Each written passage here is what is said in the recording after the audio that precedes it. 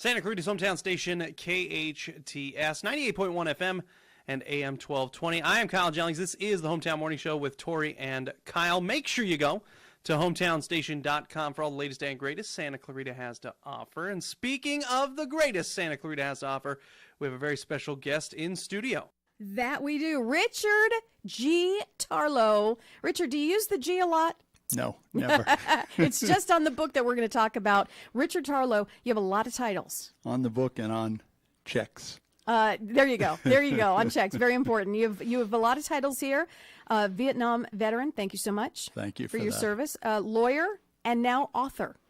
True. And I think that's the main reason why we got together today is to talk about this book that you wrote. It is called Murder and the Marine, and it's based on a true story. It's a novel, but it's based on a true story, not unlike an episode of Law & Order, ripped from the headlines. So it's based on truth, but it is a novel, correct? That's very true. Excellent. So tell me a little bit, what brought you to, you do so much and you have so many titles, what brought you to write this novel? Actually, you missed one title. Uh-oh. I used to play professional baseball on top of all of that. Professional baseball, you were with the Baltimore Orioles. That's right. That's right.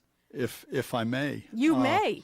Starting as early as high school, where I talked to 3 different teams, the Angels, the Dodgers, and then Baltimore made multiple offers.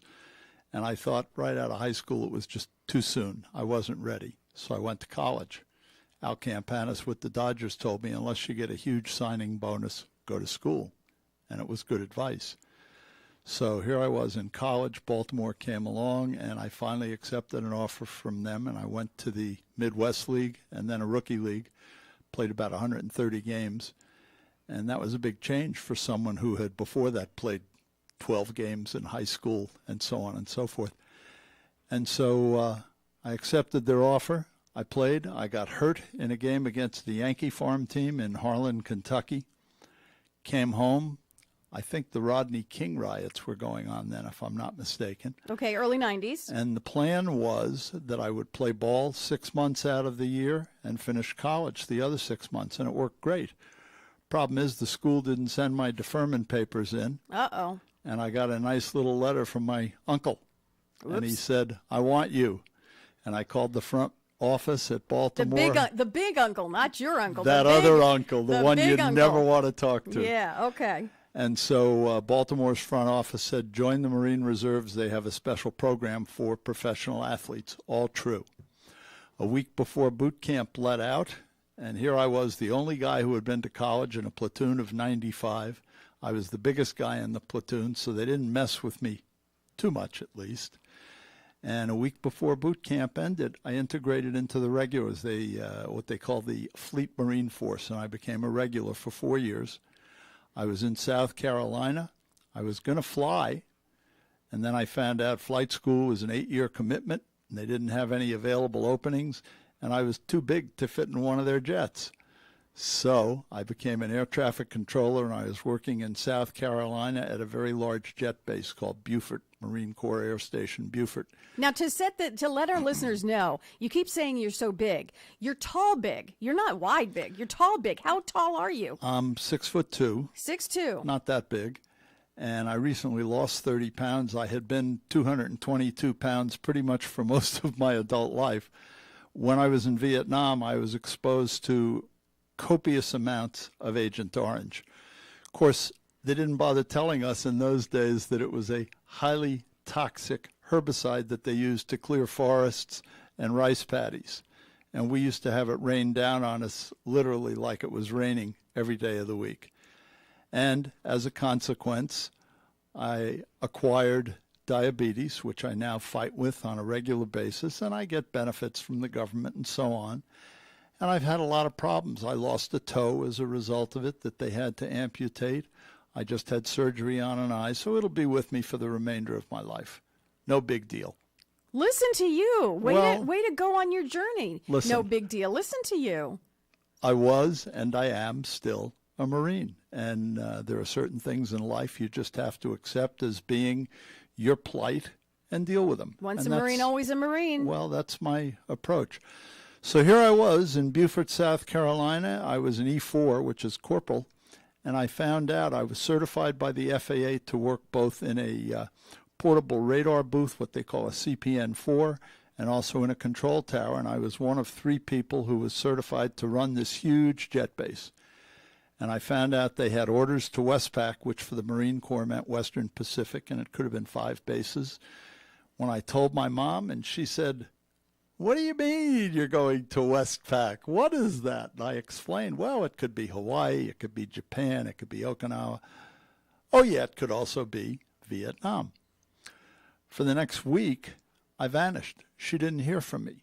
She had joined a group called MOMS, Mothers of Marines, and she called a gentleman whose name was L. Mendel Rivers. Who was he? Well, he was the chairman of the House Armed Forces Appropriations Committee. He was from South Carolina, and he was a heavyweight. And the government talked when he, or listened rather, when he talked. So he contacts the commandant, and the commandant commandant's 4-star general, sends a guy out who literally grabbed me by the ear. By order of the commandant, you will call your mother now. And that was the start of my career as a combat Marine. Call your mother. Richard, in the time that we have left, let's talk about this book, because Sure. we want book sales to go up here, as this is a very interesting novel based on a true story. When did you decide to write a book? I've always been told by people that I'm a storyteller. This particular one was one of 3 homicides that I was involved in during about a 2-year period. Santa Barbara seemed to be the venue most of the time. This murder occurred in Malibu. A young guy, my client, not the nicest guy in the world, and a magnificently beautiful young college co-ed at UCSB. Her father was a heavyweight with the major newspaper on the West Coast, that's the Times. And even though the internet says otherwise, what really happened, he was gesticulating toward her with a light gauge like a .410 shotgun in his hand, and the weapon discharged. And sadly, it took off the top portion of her head. Instantaneous death, I'm sorry to say. Because of the father's heavy position, and he was politically connected, they sought the death penalty. I brought in a friend of mine to assist me, and the case went from the Malibu court, where the preliminary hearing was, to Santa Monica, where the 30-day trial was.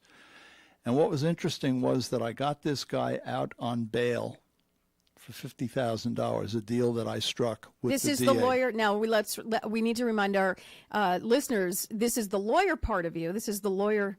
Yes, ma'am. You again, a lot of titles that you have. This is the lawyer part. So you got this guy out on bail, and this, because we only have about 40 seconds left of the interview, and I want to get to this book.